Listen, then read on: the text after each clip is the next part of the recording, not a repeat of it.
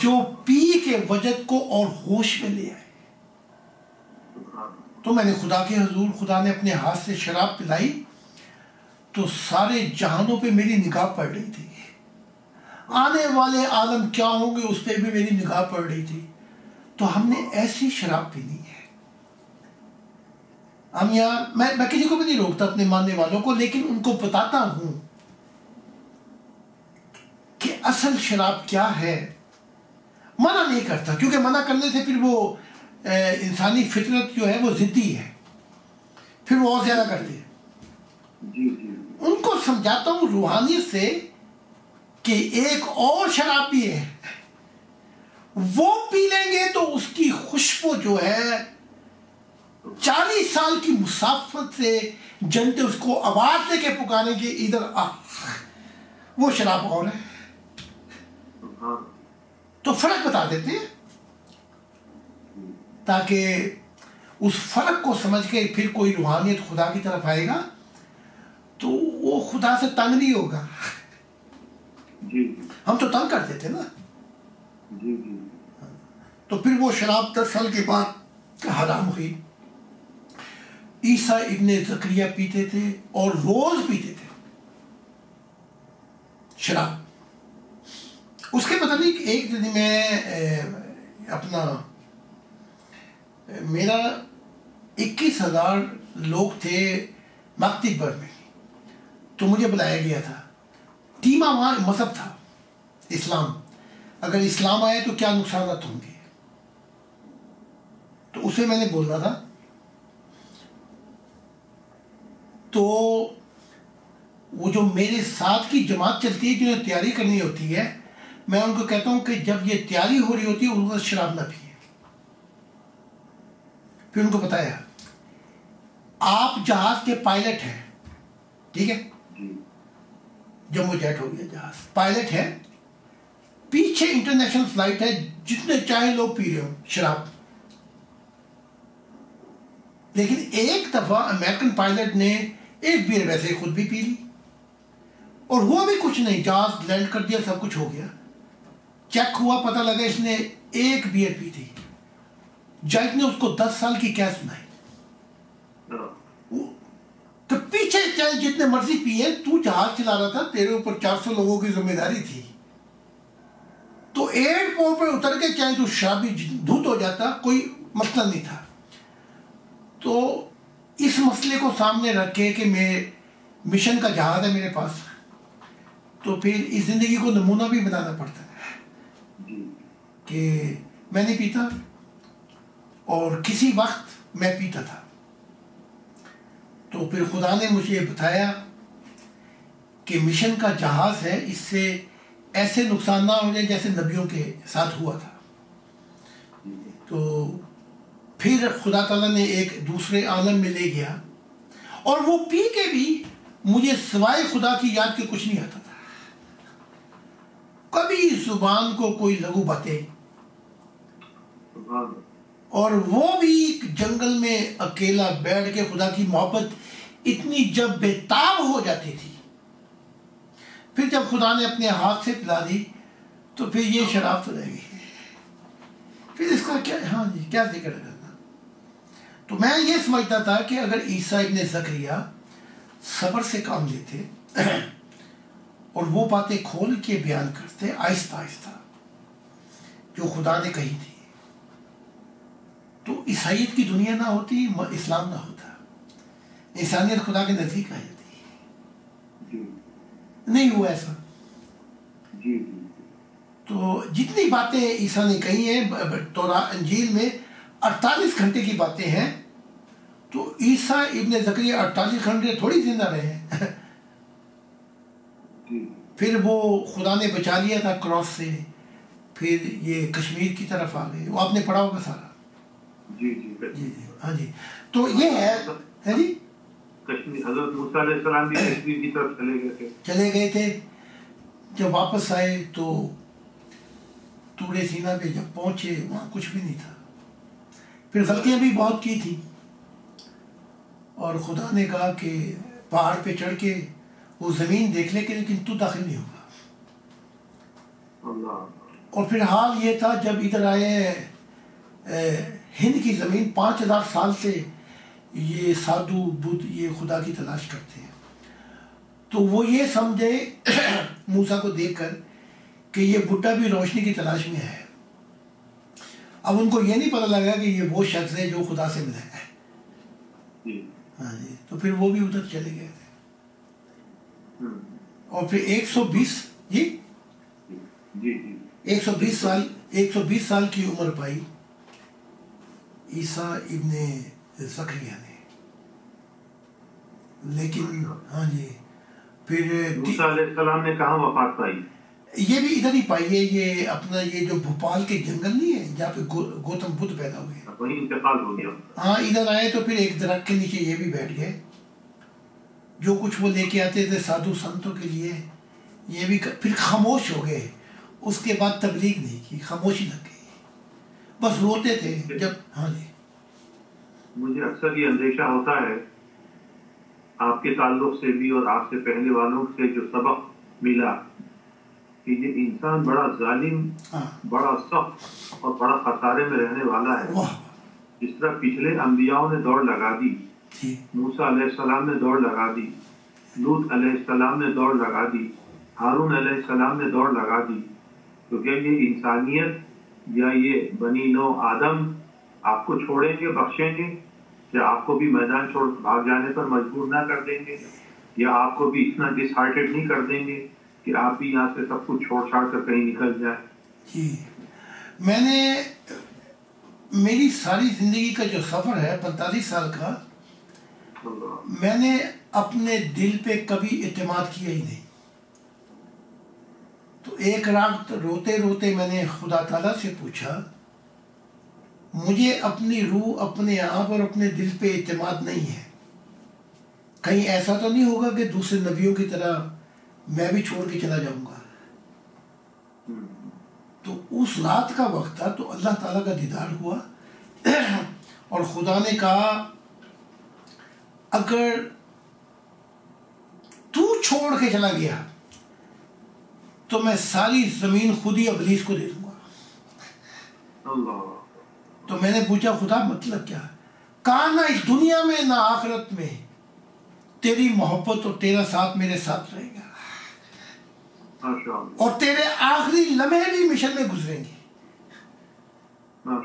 تو جب خدا نے بتایا مجھے تو پھر مجھے اپنے آپ پہ بھروسہ ہوا. تو جو یہ اپنے آپ پہ بھروسہ کرتے ہیں وہ انہیں غلط بھروسہ ہے. خدا سے پوچھنا چاہیے کہ کیا میرے ساتھ تو نہیں ایسا ہو جائے گا. میں اپنے آپ پہ گھمنڈ کروں، کہوں کہ میں سب سے بڑا نبی ہوں اور پھر میں ناک کے بل میں بھی گر جاؤں. تو اللہ تعالیٰ نے مجھ پر یہ بات عنایت اور محبت سے کھولی کہ تیرا آخری دن بھی تو میرے متعلق بتا رہا تھا. تو پھر اس دن سے مجھے یقین ہو گیا کہ میری ساری زندگی خدا کی منشا میں گزرے گی. ہاں تو جب تک زندہ رکھے گا. دکھ تکلیف تو مجھے روزانہ ہی ہے، کیونکہ جب میں نکلتا ہوں تو قاتلانہ حملے کی یہاں بھی یہ مسلمان جو ہیں وہ بہت تنگ کرتے ہیں. عجیب بات ہے، ہاں جی عجیب بات ہے، عیسائیت اگر مجھ سے اختلاف نہیں کرتی تو میرے قتل کے در پہ نہیں ہے. مجھے پورا حق دیتے ہیں بولنے کا، اور اگر کہیں بلاتے بھی ہیں تو بڑی خاموشی کے ساتھ سنتے ہیں. کوئی بدتمیزی نہیں کرتے. تو بس نہیں چلتا. اول تو یہ کہ یہ مسلمان پوری دنیا میں بہت ہی بدنام ترین قوم ہے، بالکل کرپٹ ترین قوم ہے. اس کے ساتھ ساتھ ان کا طریقہ کار یہ ہے کہ ان کا بس نہیں چلتا کہ آپ جیسے لوگوں کو کاٹ پیٹ کر اجاڑ کر برباد کر کے رکھتے ہیں. اور اللہ ہی نے بچایا ہوا ہے. ورنہ اس قدر بدذات لوگ ہیں، اس قدر منکر لوگ ہیں، اس قدر خدا کے عذاب میں مبتلا ذلیل لوگ ہیں کہ جس کی دنیا میں کہیں مثال نہیں ملتی. مجھے دیکھ کر خون کے پھوارے اٹھتے ہیں. جی آپ نے ایک وہ ویڈیو دیکھی ہوگی آفن باغ کی کہ جب مجھ پہ حملہ ہوا ہے تو میں بھی گرا ہوں، پھر پولیس میرے اوپر گری. تو یہ چڑھائی انہوں نے کی اس طریقے سے، انہوں نے مجھے قتل کر دیا تھا. آپ نے وہ دیکھی ہے؟ میں بھیجوں آپ کو ویڈیو. نہیں دیکھی. نہیں دیکھی نا آپ نے؟ تو میں آپ کو کچھ بھیجتا ہوں ویڈیو، بڑی. تو انہوں نے مجھے قتل کر دیا تھا. وہ خدا کی ذات نے مجھے بچایا. پھر یہاں کی پولیس نے، پھر ان کے پاس لوہے کی وہ ہوتی ہیں، انہوں نے پھر ماری ہے ان کو اور پھر گرفتار کیے مسلمانوں کو. تو ایک رات تو ایسا حملہ کیا، ان کے پاس بڑے بڑے چاقو تھے، چھریاں تھیں، اور وہ لوہے کی وہ ہم کہتے ہیں پولیس اسٹک، لوہے کی میٹل شلاک اسٹک وہ تھی. میں دعا کر رہا تھا خدا کے حضور. تو کیونکہ جرمن پروٹیکشن پولیس 24 گھنٹے تو ساتھ نہیں ہو سکتی، تو پھر انہوں نے مجھے یہاں کی جو پولیٹکس ہے انہوں نے مجھے پھر بتایا کہ میں پولیس اسکول جاؤں. پولیس اسکول گیا تو پھر انہوں نے مجھے، جرمنی میں آپ پستول اپنے پاس نہیں رکھ سکتے، اجازت ہی نہیں ہے، پولیس کو بھی واپس کرنی پڑتی ہے. تو اب میرے پاس وہ ویپن ہے اور میں 24 گھنٹے جہاں چاہوں میں گھوم سکتا ہوں. تو میں اس رات عبادت کر کے واپس آ رہا تھا، تو ایک دم ہی انہوں نے چاروں طرف سے حملہ کیا مجھ پہ، اور اتنے نزدیک تھے کیونکہ مجھے ٹریننگ بھی کرنی پڑتی ہے اس گن کی، پستول کی. تو 25 میٹر تک میں آنکھ میچ کے مار سکتا ہوں. تو جب ان کے حملے ہوئے تو اس وقت بھی دل میں رحم آ گیا کہ کہیں یہ مر نہ جائیں، ورنہ آنکھ میچ کے میں مار سکتا سب کو. میں نے بس ایک کے پاؤں میں ماری تاکہ ان کی چیخ و پکار شروع ہو اور یہ بھاگے. تو جب ایک کے پاؤں میں لگی اور اس نے بتایا کہ خون نکل رہا، تو پھر یہ بھاگے وہاں سے، ورنہ اسی رات انہوں نے قتل کر دیا تھا مجھے. تو پھر جج نے مجھے کہا کہ اگر تو سب کو بھی مار دیتا تو ڈیفینس کر رہا تھا. میں نے کہا میں نبی ہوں، رحم کرنے آئے ہوں، میں مارنے نہیں آیا کسی کو. تو میں نے پھر جب یہ بھاگے میں نے پستول چلائی نہیں. بچے چاہتا تھا کہ یہ اپنے چھریاں اور چاقو اور ڈنڈے چھوڑ کے بھاگ جائے. پھر دوسرا حملہ پھر کیا اپنا. میں رات کے وقت آیا ہوں گھر، تو کسی نے پیچھے سے ایک دم گاڑی کی روشنیاں ہوئی اور ایک دم حملہ کیا مجھ پہ. ایڈریس پوچھنا چاہا، بس وہ نزدیک حملہ کیا تو وہ خنجر جو تھا وہ لگا مجھے یہاں پہ. تو وہ خنجر لگا تو میں نے وہ پہنی تھی جیسے پولیس پروٹیکشن جیکٹ ہوتی ہے، تو اس سے بھی بچ گیا. تو پھر وہاں بھی میں چاہتا تو میں نے گولی مار کے اس کو مار دینا تھا. اور پولیس نے، جج نے کہا تو نے کیوں نہیں کیا؟ میں نے کہا مجھے رحم آ گیا، یہ نہیں جانتے یہ کیا کر رہے ہیں میرے ساتھ، یہ نہیں جانتے. 4 حملے کیے. اب کہتے ہیں کہ خدا تجھے مارے گا. اب ڈر گئے. اب کیونکہ یہ بدماش ایسے ہیں کہ کوئی ان سے بڑا بدماش آئے تو ڈر جاتے ہیں.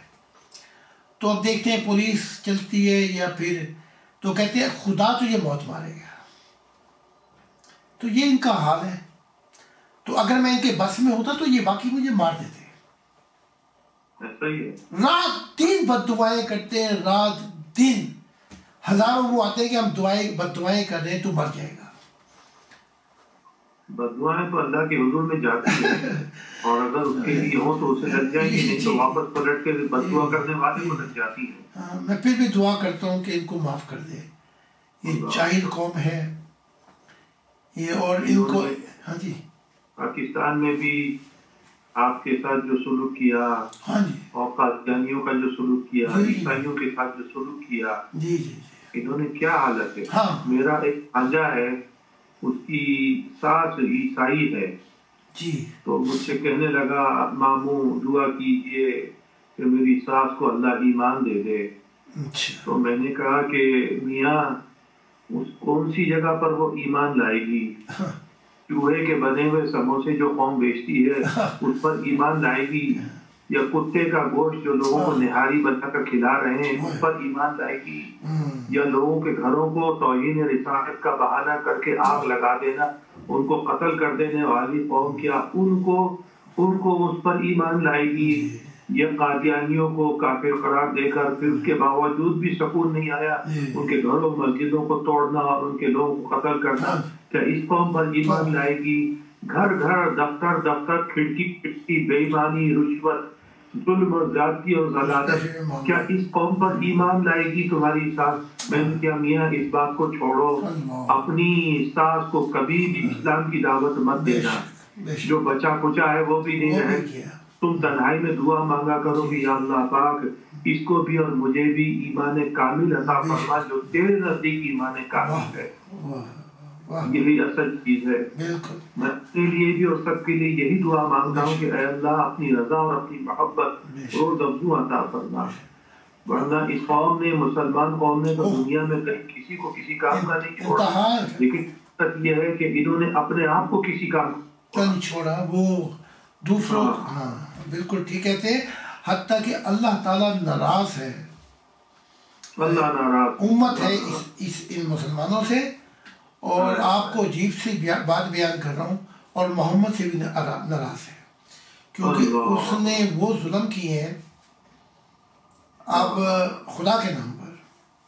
تو یہ آپ ایسا ایسا ساری کتابیں پڑھیں گے، معاف کر دیا لیکن سزا جو دیتا ہے وہ یہ کہ اپنا دیدار نہیں دیتا، پھر کہتا پھر یہ تیرا مزدوری ہے۔ اب ہمارے کراچی میں وہ ماننے والے ہیں تو وہ اپنا اشتہار لگا رہے تھے میرے متعلق نا، اسٹک گاڈ یونیورسل لو موومنٹ، ون فیملی ورلڈ، تو پکڑ لیا ان کو، پہلے تو بڑا مارا اسے، پھر گھر آئے اس کا گھر جلایا، اور پھر اس کے سامنے اس کی بیوی سے زنا کیا۔ یہ ابھی کوئی 6 7 8 کوئی سالوں کی بات ہے، اور گھر اجاڑ دیا۔ یہ وہ قوم ہے، تو اس لیے وہ بیچارے ڈر کے مارے وہ کہتے ہیں آپ ہمیں کہتے ہیں کہ کھل کے تو پتہ لگ گیا تو ہمیں تو ایک دن میں مار دیں گے۔ ایسا ہی ہے، ہاں جی، ایسا ہی ہے۔ چیف جسٹس ہیں سپریم کورٹ کے، وہ کہتے ہیں آپ کا میں نے تعلیمات سنی تو پہلے میں شریعت پہ اسلام پہ بہت تھا، تو پھر میں نے چھوڑ دیا سب کچھ۔ اب وہ کہتے ہیں میں تو اپنا ذکر بھی نہیں کر سکتا، اگر انہیں پتہ لگ گیا تو میں تو ایک دن میں انہوں نے مجھے، وہ کہتے ہیں یہاں تو کوئی بات آپ سوچ بھی نہ سکے اسلامی ملکوں میں، سوچ بھی نہیں، تو وہ بیچارے ڈر کے بیٹھے ہوئے ہیں۔ تو کیا کرے، مجبوری ہے ان کی، اور میں ان کو مجبور بھی نہیں کرتا کہ وہ بیچارے خاندان سے بھی ہاتھ دھوئیں گے اور مارے جائیں گے، حقیقت میں مارے جائیں گے۔ اب دیکھیں نا، میں پورے اسلامی ملکوں میں بلیک لسٹ پہ ہوں، میرے خلاف پاکستان میں 200 مقدمے ہیں۔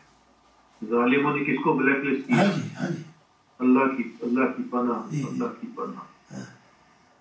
اور میرے پہ ایسے ایسے مقدمے ہیں کہ میں اسلام خطرے میں ہے میری وجہ سے، اسلام تو ان کی وجہ سے خطرے میں ہے۔ ہاں جی، پاکستان اسلام کے سب سے بڑا خطرہ اور بدنامی۔ ہاں جی، جی جی جی، مجھ پہ عجیب ہم مقدمے، قتل کے مقدمے، پتہ نہیں کیا کیا مقدمے۔ وہ کہتے ہیں آپ، وہ ہمارے بھائی ہیں میجر، وہ کہتے ہیں جس دن میں ایئرپورٹ سے تو آپ کو نکال دوں گا، اس کے بعد کیا ہوگا؟ کہتا اسی دن آپ کے پاس سے ہیروین برآمد ہوگی، جہاں بالکل بے شک اسلحہ برآمد ہوگا، بے شک، اور اس کے بعد آپ جیل کے اندر ہوں گے، اور اس کے بعد میں اندر ہی اندر آپ کا کام اتار دیا جائے گا۔